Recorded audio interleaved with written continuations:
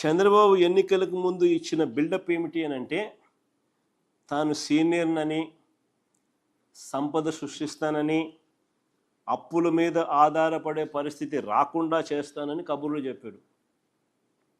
ఇవాళ పరిస్థితి ఏంటి అని అంటే, గతంలో ఎప్పుడూ లేని విధంగా అప్పులు చేస్తూ ఉన్నాడు.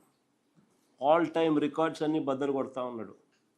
కానీ ప్రజలకు స్కీములు లేవు. ప్రజలకు ఎలాంటి స్కీములు లేవు. ఉన్న స్కీములన్నీ రద్దు.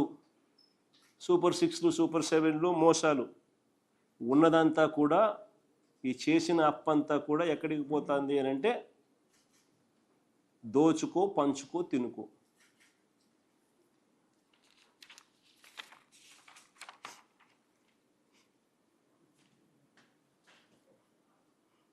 నిజంగా మేనిఫెస్టో అన్నది ఏ పార్టీ అయినా ఎన్నికల ముందు ఒక మేనిఫెస్టో అనేది ఇస్తారు.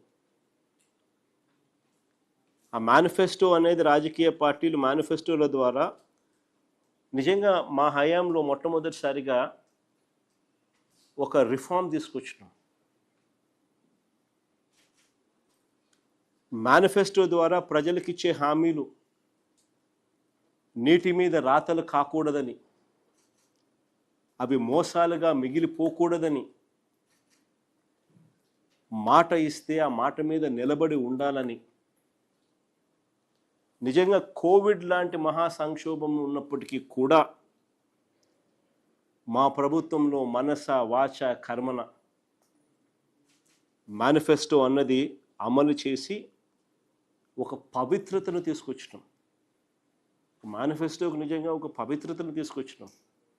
ఏకంగా 99% హామీలు నెరవేర్చి ప్రజల దగ్గరికి